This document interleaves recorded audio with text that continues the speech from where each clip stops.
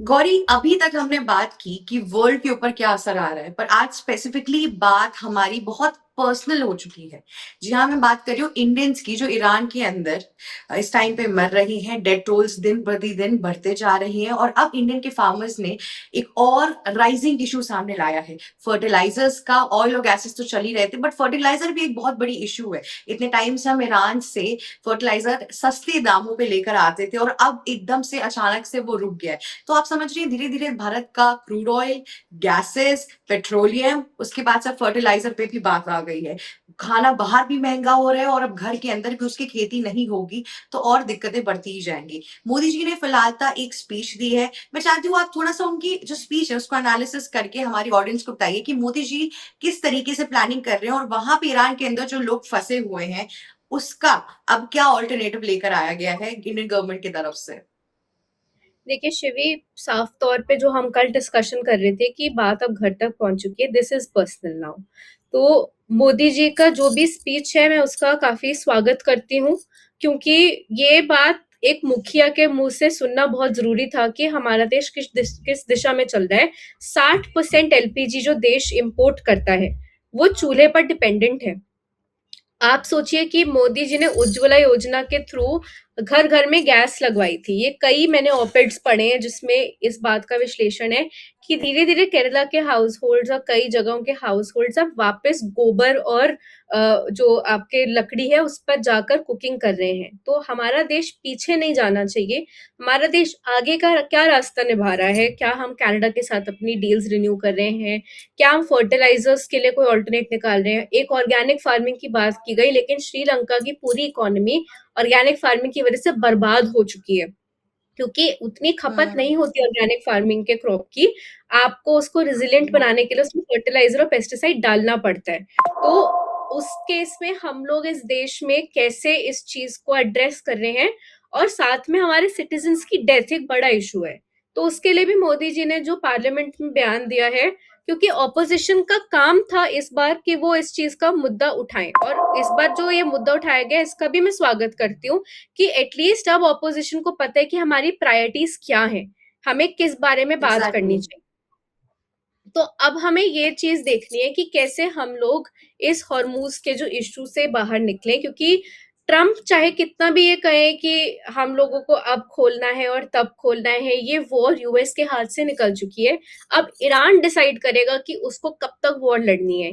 ये वही बात है शिवी कि अगर आपके घर में चूल्हा है तो आप डिसाइड करोगे कि मैं कितनी बार रोटी बनाऊंगी, क्योंकि मैं आप पे अधीन हूँ। तो उसके लिए एग्जैक्टली। आत्मनिर्भरता कितनी जरूरी है और देश उसके लिए क्या कर रहा है, इस बारे में ब्यौरा देना जो है वो मोदी जी का दायित्व था जो उन्होंने निभाया एज अ गुड लीडर। मैं अपनी मदर से आज यही बात कर रही थी कि मोदी जी एक स्टेट्समैन है। उन्होंने देश का पोजीशन स्ट्रांग तो किया है, क्योंकि जो आपका एक सीईओ हम्म। पर्सोना होता है वो मोदी जी देश को देते हैं। उस चीज की पूरी सराहना है। उस चीज में जो एक कन्विक्शन चाहिए होता है लीड करने के लिए एक देश को, और जो लैकिंग था हमारे प्राइम मिनिस्टर्स में पहले, वो कहीं ना कहीं वो कमी पूरी हुई है। तभी मोदी जी ने एक रिकॉर्ड पूरा किया है कि वो longest serving head of state है, चाहे एक सीएम का रिकॉर्ड हो उनका, चाहे एक पीएम का रिकॉर्ड हो। कुछ सालों में शायद वो जवाहरलाल नेहरू का भी रिकॉर्ड जो था लॉन्गेस्ट सर्विंग प्राइम मिनिस्टर का, उसको पार करने की पोजीशन में होंगे। तो अब देखिए, हम्म। अच्छी बातें तो सब लोग करते हैं, लेकिन एक एनालिटिकल पर्सपेक्टिव से मैं ये चाहूंगी कि हमारा देश इस चीज पर फोकस करे कि सिर्फ बयानों में ही हम फार्मर्स के साथ ना रहे। कैसे एक एक घर में दोबारा चूल्हे की वजह से लोगों के अंदर धुआं ना भरे, कैसे एलपीजी की सप्लाई, पीएनजी की सप्लाई, और जो हमारे कुकिंग ऑल्टरनेटिव्स हैं, चाहे वो इलेक्ट्रिक स्टोव्स हो, चाहे वो आपके ऑल इन वन डिवाइसेस आ रहे हैं, चाहे वो माइक्रोवेव्स, एयर फ्रायर्स, उनकी एक सेंसिटिविटी बनाई जाए कि 2000-3000 में उसको मिडिल क्लास हाउस होल्ड्स भी अफोर्ड कर पाए। उसके ऊपर आप सब्सिडी लगाइए, जैसे आपने ईवीज पे सब्सिडी लगाई थी इनिशियली। आप कुकिंग अप्लायंसेस पे, electrical cooking appliances, rice cookers, इन सब पे सब्सिडी लगाइए। गवर्नमेंट इसके प्रति एक सेंसिटाइजेशन कैंपेन चलाए, जैसे कोविड में चलाई थी। एक डेवलपमेंट कम्युनिकेशन की बहुत जरूरत है एलपीजी क्राइसिस से बाहर आने के लिए, क्योंकि ये क्राइसिस सिर्फ आजकल का नहीं है, ये महीने भर भी चल सकता है, उससे लंबा भी चल सकता है। हम इसके बारे में पहले भी चर्चा कर रहे थे।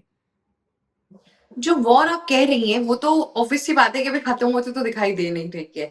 नेगोशिएशन की बात चल रही है, पर अभी भी मुझे लग रहा है ईरान बैक ऑफ करेगा नहीं, और ट्रम्प के जैसे स्टेटमेंट्स बार बार आते जा रहे हैं, उससे यही पता चल रहा है कि वो और गुस्सा ही होते जा रहे हैं। अब ट्रम्प और भी ज्यादा अग्रेसिव होकर एक्शन मोड में आ जाएंगे और ईरान बैक ऑफ करेगा नहीं। तो ये जो स्टेट ऑफ हॉर्मोज का पूरा जो अभी किस्सा चल रहा है, वो तो मुझे लग नहीं रहा अभी एंड होने वाला है। या तो बहुत भीषण युद्ध ही हो जाएगा, या तो फिर बाद में कोई बैकफायर करेगा।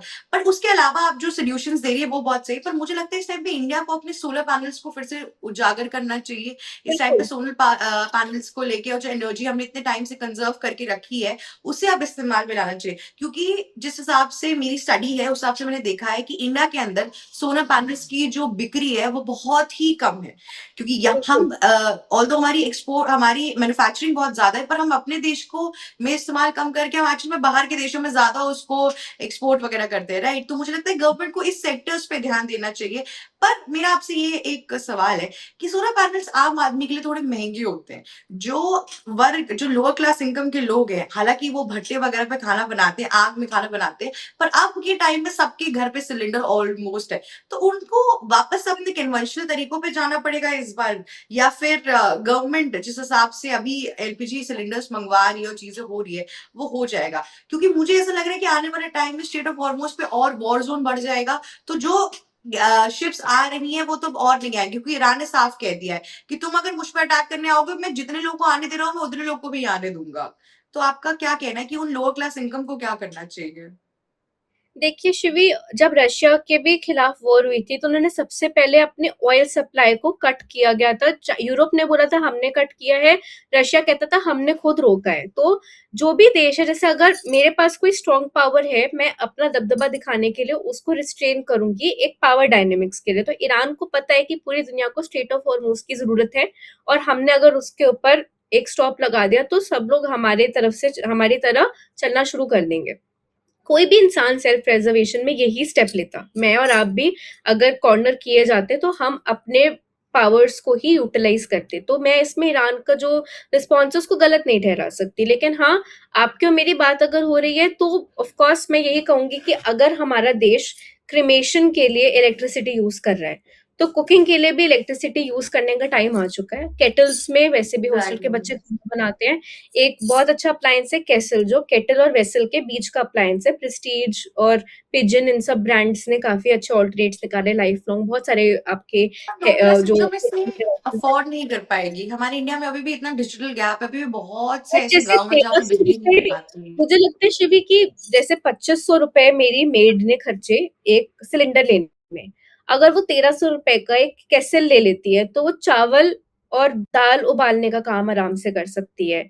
उसमें इडली स्टीम हो सकती है, उसमें कई चीजों का ऑल्टरनेट जो और है फिर वो बिजली का स्टीमिंग के बिल वो भी तो बढ़ ही जा रहा है दिन प्रतिदिन यहाँ पे। वो बढ़ रहा है। लेकिन अब यही है कि देखिए एलपीजी का जो क्राइसिस है वो जब तक चलेगा तब तक हमें इलेक्ट्रिसिटी पे रिलायंट रहना चाहिए। मैं पर्सनली प्रेफर नहीं करूंगी कि किसी भी घर में कोयले और लकड़ी का इस्तेमाल हो, क्योंकि उससे हम पिछड़े हो जाएंगे। और जहां तक इलेक्ट्रिसिटी यूज हो सकती कार्बन है उस पे एमिशन भी सब, आ जाएगा। मुझे लगता है कि सब्सिडी देना अभी गवर्नमेंट का दायित्व है। गवर्नमेंट को जितने भी इलेक्ट्रिकल कुकिंग अप्लायंसेस है उस पे हेवी सब्सिडी देनी चाहिए, एक कॉम्पनसेशन की तरह इस जनता को जो स्टेट ऑफ हॉर्मूज के ब्लॉकेज से एलपीजी क्राइसिस में अपनी मर्जी के खिलाफ पड़ गई है। क्योंकि देखिए, मैं नहीं कह रही इंडिया ने ये वॉर शुरू किया, इंडिया ये वॉर खत्म कर सकता है, लेकिन हम टैक्स एग्जैक्टली। देते हैं, हम सीजीएसटी और अलग अलग तरीके के लिकर जीएसटीज देते हैं, एक्साइज ड्यूटीज देते हैं, वैट, टोल, 10 तरीके के हम लोग टैक्सेस देते हैं। हम जो सैलरीड क्लास है वो इस देश के इनकम में कंट्रीब्यूट करता है, जीडीपी में कंट्रीब्यूट करता है। तो इतना तो हमारा हक बनता है कि लोअर मिडिल क्लास को हम इस तरीके से सपोर्ट करें। क्योंकि जो मेड एक घर से 5-6 हजार रुपए कमा रही है, अगर वो 3 हजार का सिलेंडर खरीद रही है एक महीने में, जिसके 3 बच्चे हैं, एक परिवार है पालने के लिए, वो उसको अफोर्ड नहीं कर पाएगी। मैं नहीं चाहूंगी कि वो कोयले पर दोबारा आए, क्योंकि उसको फिर एजमा हो सकता है और वो हेल्थ क्राइसिस शुरू हो जाएगा। फिर आपको हेल्थ के लिए एक बजट रखना पड़ेगा। आप इससे अच्छा स्टिच इन टाइम सेव्स 9 करके इलेक्ट्रिसिटी सब्सिडाइज कीजिए। जो आप कमर्शियल इलेक्ट्रिसिटी 60 रुपए में बेच रहे हैं उसका रेट आप कम कीजिए, आप टाई अप्स कीजिए। और शिवी, जो आप रिन्यूएबल एनर्जीज की बात कर रहे थे,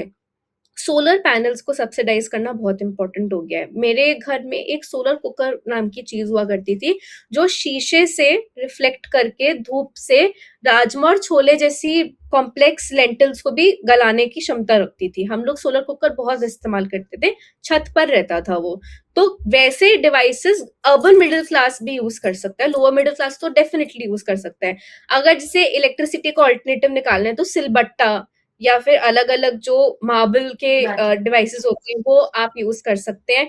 देखिए पूरी दुनिया अब इंडियन कुकिंग की तरफ जा रही है। जो हम लोग जैसे ट्रेडिशनल कुकिंग करते थे, मिट्टी के बर्तन इस्तेमाल करते थे, कॉपर के इस्तेमाल करते थे, दुनिया भर में अमेज़न की आप अगर देखेंगे तो खपत उन चीज़ों की बढ़ गई है। हमारे अपने लोग भी शायद इस क्राइसिस को एक आपदा से अवसर में ले जा सकते हैं, ट्रेडिशनल वेज यूज करके। कि अगर आपको लग रहा है कि सपोज मैं घर में खाना बना रही हूँ, मुझे लग रहा है कि मेरे इंडक्शन कुकर में बहुत बिजली लग रही है, तो मैं मिक्सी की जगह सिलबट्टे पे या मैनुअल चॉपर से काम उस चीज का निकाल सकती हूँ।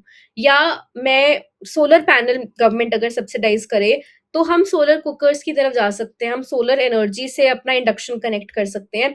विंड एनर्जी राजस्थान में बहुत स्ट्रांग है, अगर बड़े बड़े कैपिटलिस्ट ग्रुप्स वहां इन्वेस्ट करें तो जैसे एम्स्टरडैम काफी हद तक विंड एनर्जी पे डिपेंडेंट है, हम अपने कई रीजन्स को विंड एनर्जी पे डिपेंडेंट कर सकते हैं। तो रिन्यूएबल्स की तरफ जाने का अभी सही समय है। गवर्नमेंट जितना इंसेंटिवाइजेशन करे, जितना मनी डाइवर्जन उस तरफ करे जीडीपी में, उतना हमारे लिए, हमारे फ्यूचर के लिए बेटर होगा। इस टाइम पे जिस हिसाब से आप बता रही है, इंडिया को अपने मैन्युफैक्चरिंग पे ध्यान देना चाहिए। इंडिया को इस टाइम पे अपने देश के अंदर इन्वेस्टमेंट करनी चाहिए, जो चाइना का वजह से प्राइम मोटो रहा है कि वो अपने देश के अंदर काफी मैन्युफैक्चरिंग करते हैं। सिमिलर वे में इंडिया को भी लेना पड़ेगा, क्योंकि सही बात है कि इस टाइम पर हम किसी के भी भरोसे नहीं रह सकते। एंड में जिसका जो मन जिसको जहाँ प्रॉफिट होगा वो वही, अपने देश को लोग पहले भी पहली बार में ही फर्स्ट रखेंगे। इंडिया के बारे में तो वैसे भी कोई अलग से सोचने वाला नहीं है। ये बात आप सही कह रही है। आई थिंक सब्सिडीज अब इस टाइम पे गवर्नमेंट को देना चाहिए, और सोलर पैनल्स और ये उज्ज्वला विकास योजना और ये जितने भी गैस रिलेटेड योजनाएं हैं, इन सब के अंदर भी अब गवर्नमेंट को अलग अलग चेंजेस लाने चाहिए। और साथ ही साथ इस पूरे वॉर के थ्रू एटलीस्ट इंडिया के अंदर जो एलपीजी के लिए डिपेंडेंसी है वो भी कम हो सकती है। मतलब आप देखिए कि एक ऑल्टरनेटिव निकल के आ सकता है कि कुछ ये नहीं तो ये सही, क्योंकि अब बहुत ऐसा टाइम आ गया कि स्पेसिफिकली अगर आप अर्बन में देखेंगे तो आप देखेंगे मैक्सिमम लोग एयर फ्रायर यूज कर रहे हैं, अवन यूज कर रहे हैं। गैस को मैं रिप्लेस करने की बात नहीं कह रही हूँ, पर जहां गैस 1 घंटा चल रहा है वहां गैस बस 10-15 मिनट चलेगा, तो भी तो बेटर ही है ना, ऑब्वियस सी बात है। इस तरीके की सही है। और ये जो फूड चेन है, इन सारे स्मॉल स्केल बिजनेस पे आपको क्या लग रहा है कितना असर आया, और ये असर जो इन पे आया है ये कितने टाइम में रिकवर हो पाएगा? क्योंकि एक जब तक सिलेंडर की प्रॉब्लम सॉल्व होगी तब तक तो टाइम तो लगेगा ही लगेगा। अभी तो स्टेट ऑफ हॉर्मोज फ्री होगा, फिर शिप्स आना शुरू होंगी और काफी चीजें हैं। तो आपको क्या लगता है ये फूड सेक्टर जो हमारे, जैसे आप स्पेसिफिकली अगर आप दिल्ली की बात कर लो, यहाँ पे कितने छोटे छोटे कार्ड्स हैं जहाँ पे अपना लोग बिजनेस चला रहे हैं स्मॉल स्केल, उनके ऊपर कितना असर आया और ये कैसे रिकवर कर पाएंगे इस पूरी सिचुएशन से? देखिए शिवी, आप अगर भारत को स्टडी करें तो हमारा देश खाने पे बहुत डिपेंडेंट है। हमारे देश में टूरिज्म जब होता है तो बाहर से लोग आके हमारा स्ट्रीट फूड ही ट्राई करते हैं। स्ट्रीट फूड कैसे बनता है? छोले भटूरे के स्टॉल्स, थालियों के स्टॉल्स जो बाहर लगे रहते हैं, वो ऑफिस गोअर्स और टूरिस्ट के लिए तो जरूरी है ही, उनके अपने लाइवलीहुड के लिए बहुत जरूरी है।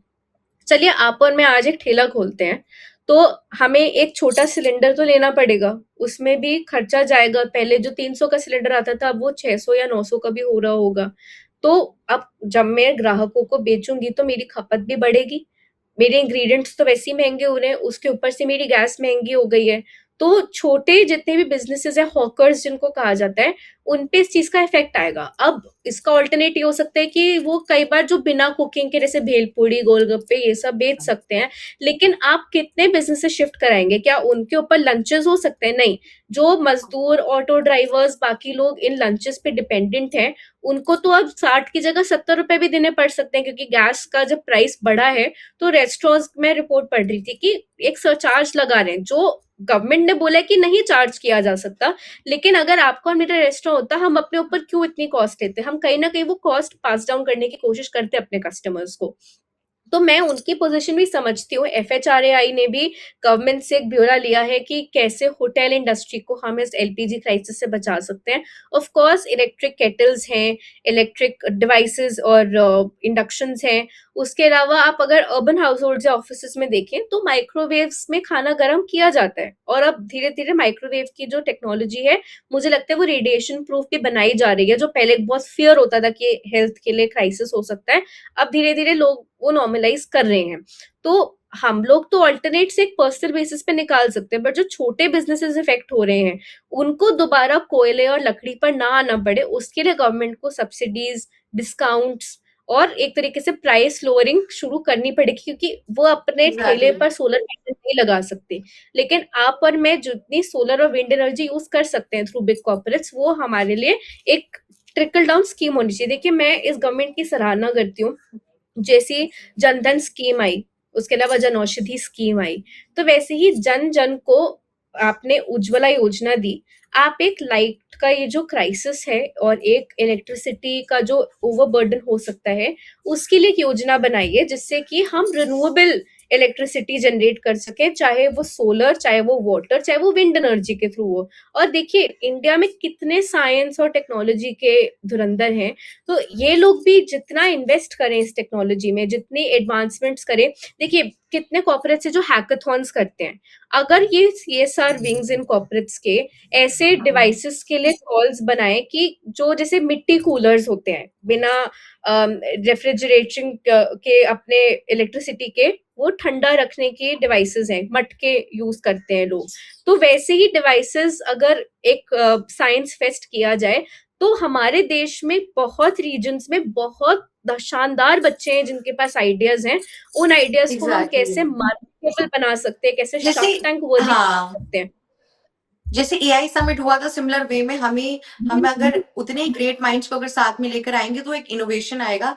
आई थिंक आप बिल्कुल सही कह बिल्कुल रही हैं गौरी, इस टाइम पे हमें हाँ हाँ अपने देश एनर्जी के अंदर जितने भी हाँ एग्जैक्टली exactly. हमारे देश के अंदर जितने भी ग्रेट माइंड्स हैं जो इस टाइम पर सोलर एनर्जी के ऊपर अलग अलग इन सारे क्राइसिस के टाइम पे सब्सिडीज कैसे इस्तेमाल कर सकते हैं और क्या कन्वेंशनल तरीके लेके हम उसको कुछ नया बना सकते हैं। सो बेसिकली हर चीज को एक अपॉर्चुनिटी की तरह देखना चाहिए। जब क्राइसिस आती है तभी ग्रेट इनोवेशन भी आते हैं, ये बात भी बहुत सही है।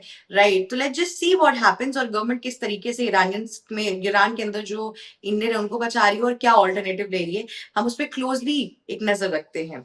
आज के लिए बहुत बहुत शुक्रिया, आपने काफी इंसाइटफुल खबरें दी और स्पेसिफिकली ये सारी डिस्कशंस इसलिए बहुत ज्यादा इंपॉर्टेंट है गौरी, क्योंकि लोग बहुत टाइम क्लूलेस हो जाते हैं।